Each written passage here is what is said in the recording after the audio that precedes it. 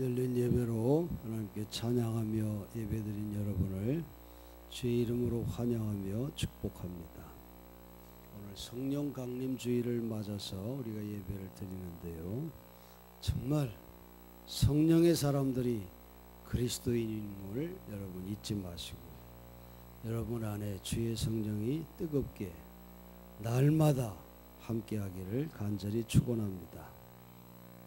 이 성령 강림절은 그리스도의 교회가 시작한 날입니다. 그리고 2000년을 이어온 우리 기독교의 가장 오랜 명절입니다. 그것은 바로 그리스도의 부활 후에 40일째 되는 그런 날이어서 그래서 오순절이라 이렇게 이름이 붙었습니다. 이날이 예루살렘의 여러 나라에 흩어져 살던 많은 유대인이 모였다고 오늘 본문이 말하고 있습니다. 여기저기에서 거의 이 9절 이하에 보면 15개 정도에 흩어져 있는 그런 사람들이 각국에서 예루살렘에 모여왔습니다. 이렇게 흩어져 살던 많은 유대인들이 예루살렘에 모여 있었던 것은 구약시대에 이미 오순절이 있었기 때문에 제사를 드리기 위해서 각 곳에서 예루살렘으로 모여온 것이죠. 구약의 오순절은 첫 곡식을 추수한 후 50일째 되는 그런 날로서 속죄와 하나님과의 화목을 위해 드리는 제사일이었습니다. 바로 이날에 그리스도를 믿는 약 120명의 사람들이 한자리에 모인 것은 부활하신 주님이 예루살렘을 떠나지 말고 한 곳에 모여 한 마음으로 기도하며 내가 너희에게 약속한 성령을 기다리라 하나니 주님의 분부에 순종하기 위해서 저들은 마가의 다락방이라고 하는 곳에 모여 기도하기를 힘썼고, 그리고 십자가를 통한 속죄의 기쁨을 나누는 예배를 또 이 오순절에 드리기 위해서 모인 것입니다. 그런데 오순절 이날 특별한 성령 강림의 체험이 마가의 다락방에 있는 이들에게 나타난 것이죠. 이 다락방에 모여서 전혀 기도에 힘쓰던 제자들이 갑자기 억센 바람 소리가 들리고 불꽃이 혀 모양으로 모여있는 그런 모든 사람의 머리 위에 그것이 잠시 머물렀다고 성경은 말하고 있어요. 그리고 120명의 그 제자들이 그 성령의 증거로 여러 나라 말로 그리스도를 증거하는 그런 방언의 역사가 터졌다. 그렇게 오늘 본문은 말하고 있습니다. 각국에서 온 사람들이 갈릴리 사람인 예수의 제자들 저들로부터 우리나라 말을 듣게 됨이 어쩌미뇨 이렇게 놀랐다고 했어요. 참으로 분명히 새로운 말이 성령의 역사로 나타난 것입니다. 그런데 오늘 끝절에 보면 비판적인 해석도 있습니다. 그리스도인들이 새로운 종류의 술을 마시고 저들이 취하지 않았느냐 하는 이런 말이 또 나왔습니다. 여러분, 오늘 아침에 이처럼 성령받은 초대 크리스찬의 특색을 오늘 본문은 두 가지로 우리에게 보여주고 있습니다. 하나는 새 말을 했다, 새로운 언어를 했다 하는 거고, 또 하나는 다른 사람이 본 것처럼 새 술에 취했다고 합니다. 이 두 가지 성령의 체험의 역사가 나타났다고 하는 것을 볼 수 있습니다. 먼저 성령 받은 그리스도인들이 새 말을 하기 시작했다는 거예요. 이 새 말은 예수 그리스도를 증거하는 말입니다. 여러 나라 사람들에게 효과적으로 전달된 복음의 증언이었습니다. 미국의 웅변가인 브라이언은 웅변을 이렇게 정의했어요. 웅변이란 자기가 말하려 하는 것을 확실히 알고 하는 사람의 말이다. 웅변이란 불붙은 생각이다. 그렇게 말했어요. 이 정의는 우리 그리스도인들에게 정인의 사명을 감당하는 그런 그리스도인에게 그대로 해당이 되는 말이에요. 여러분, 복음의 증인이란 불붙은 마음을 가진 사람을 말하는 거 아니겠어요? 전하지 않으면 견딜 수 없는 마음, 그게 복음의 증인입니다. 여러분, 우리가 아는 것처럼 증인은 말로만 전해서 증인이 되는 것은 아니죠. 예수를 알려주고 싶은 마음, 그 불붙은 뜨거운 마음, 예수를 사랑하는 그런 뜨거운 열심, 예수를 닮으려고 하는 그런 진실한 생활, 이것을 통해 증인의 사명을 감당해 가는 거죠.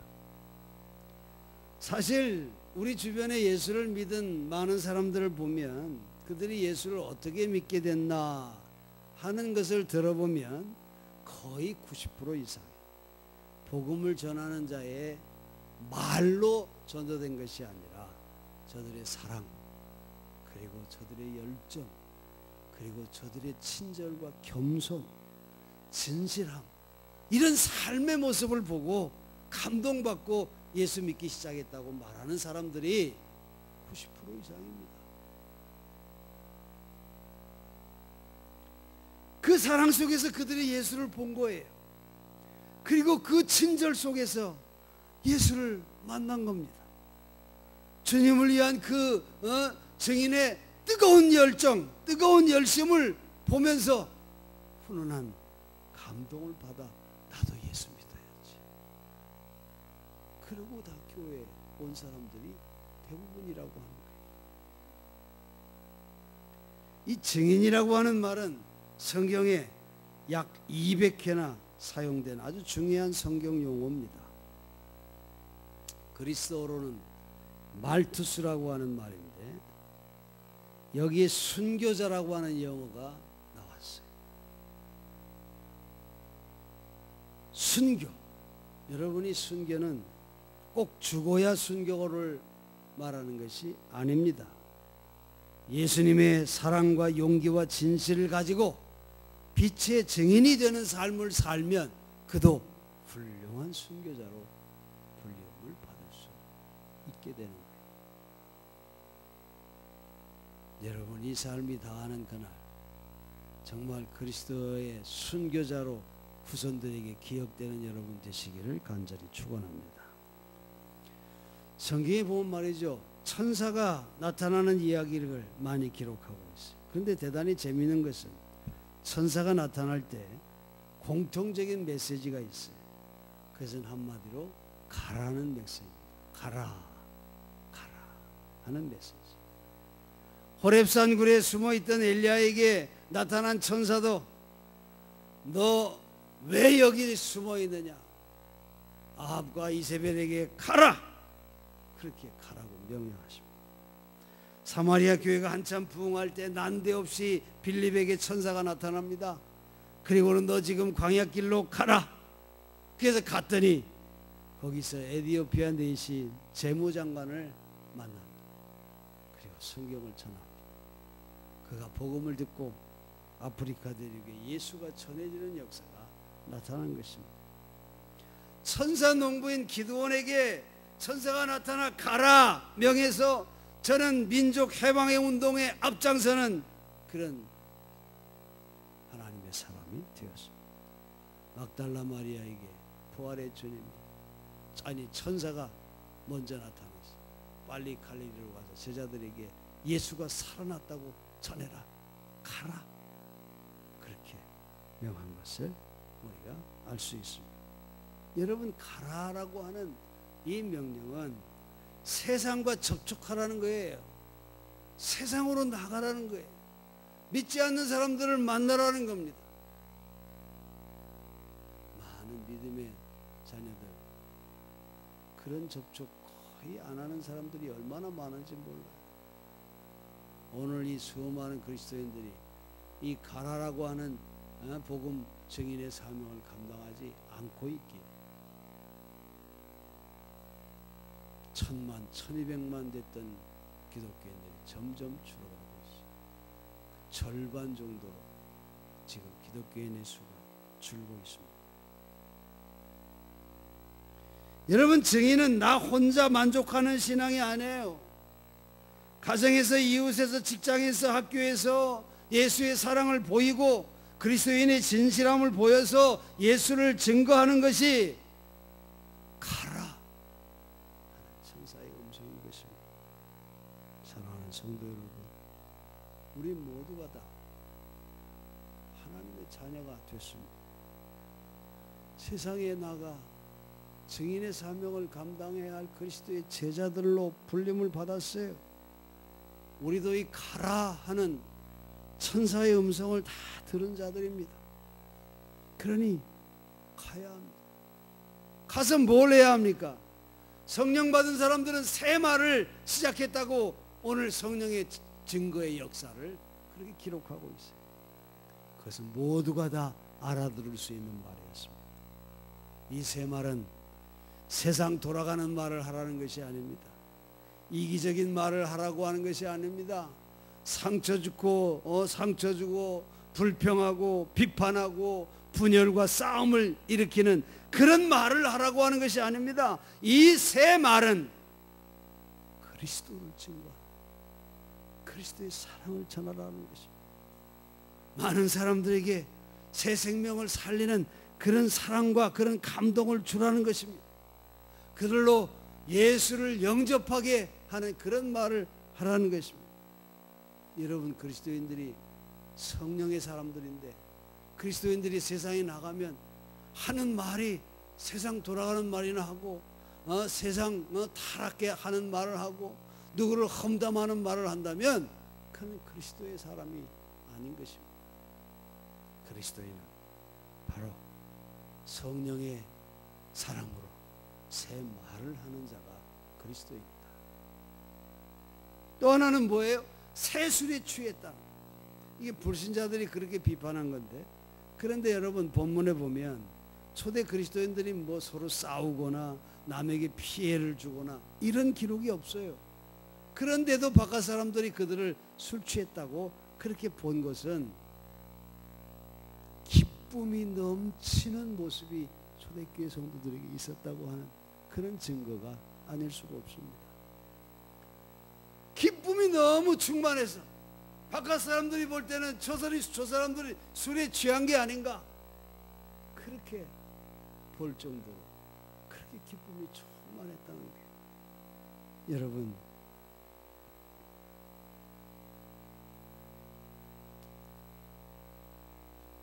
(1세기) 역사가인 요세푸스는 말이죠, 기독교인의 장례식 장면을 이렇게 소개합니다.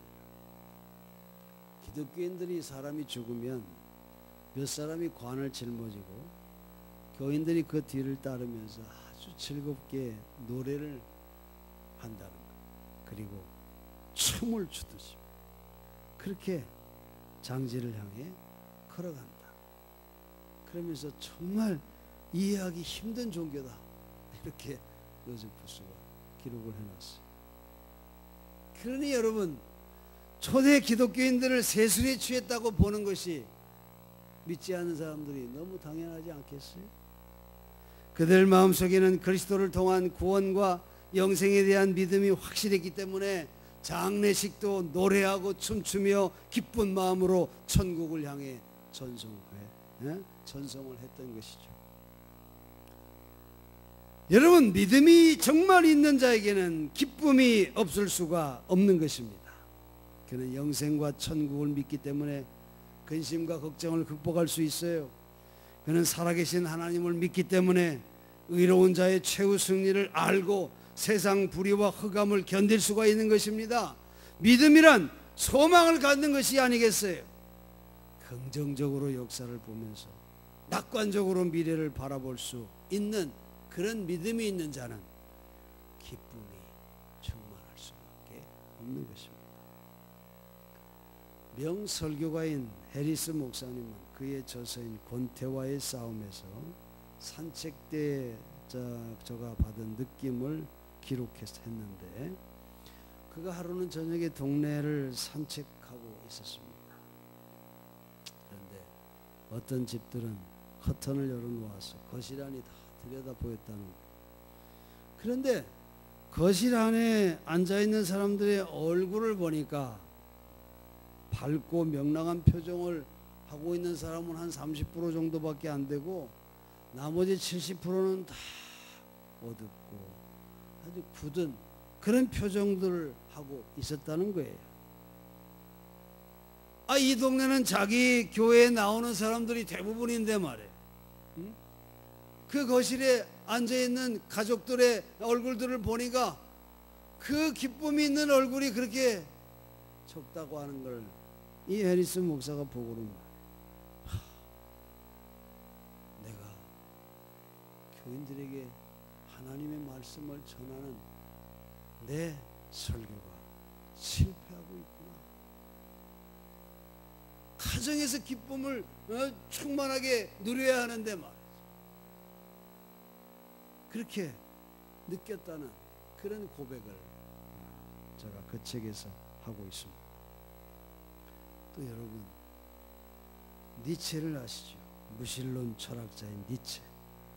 그는 기독교 가정에서 자랐어요.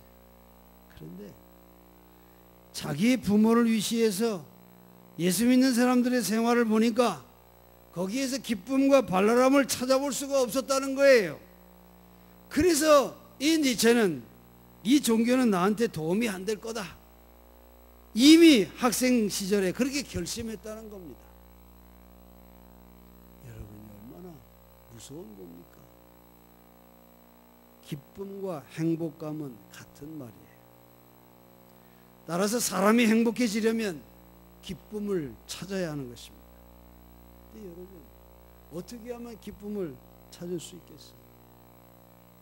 오늘 성령 받은 증거가 새 말을 하고 새 술에 취했다. 기쁨이 충만했다. 그게 성령 받은 자의 증거인데 말이죠. 여러분, 어떻게 하면 우리가 이 기쁨을 찾을 수 있을까요? 첫째는 말이죠. 일이 있으면 기쁘다고 생각해요. 여러분 다 일이 있나요? 일이 있으면 기쁘다고 생각하세요. 돈을 받고 하는 일이든 봉사를 목적으로 하는 일이든 일할 수 있다고 하는 것은 하나님이 나를 필요로 하신다는 증거라는 것입니다. 그리고 내가 살아있다고 하는 증거가 되기 때문에 기쁨이 되는 것입니다. 두 번째는 여러분, 사랑하는 사람이 있으면 기쁘다고 생각하시기 바랍니다. 사랑하는 사람이, 사랑할 사람이 없는 사람이 이 가운데 있나요? 나는 사랑할 사람이 하나도 없어. 그런 사람 있어요? 아마 없을 거예요. 부모님이나 가족이나 형제나 아내나 남편이나 자녀나, 여러분 사랑할 사람이 얼마나 많아요.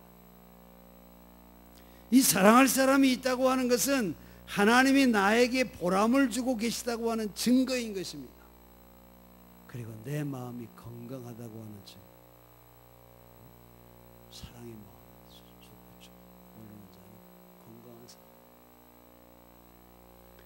그러니까 사랑할 사람이 있다고 하는 것, 여러분 그 자체가 기쁨인 줄로 믿으시기 바랍니다.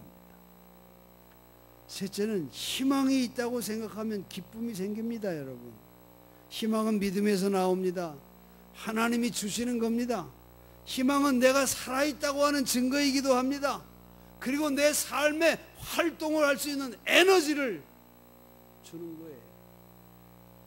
그러니 희망이 있는 한 그에게서는 기쁨이 사라지지 않는 것입니다. 네 번째로는 감사하다고 하는 생각이 있으면 기쁨이 생기는 것입니다. 여러분, 하나님께 감사하다는 마음을 가져보세요. 그것은 하나님과 연결된 증거요. 또 사람에게 감사한 마음을 가져보세요. 그럼 그 사람과 정신적으로 연결됐다고 하는 증거인 것이에요. 그렇기 때문에 하나님과 더불어 살고 있고 이웃과 더불어 살고 있는 그런 감사의 마음이 내게 있다고 하는 것. 그러면 기뻐하지 않을 수가 없는 것이죠. 감사가 사라지고 불평이 넘치기 때문에 기쁨이 안 오는 것입니다. 사랑하는 성도 여러분, 주의 영 성령님이 여러분의 마음에 가득하게 역사하기를 간절히 축원합니다. 여러분 모두가 한 마음으로 새 말을 하시기를 간절히 바랍니다. 그리고 성령의 세술에 취해서 여러분 기쁨이 충만한 생활로 이 땅에서 천국의 기쁨을 소유하며 살아가는 여러분 되시기를 주의 이름으로 간절히 축원합니다. 기도하겠습니다.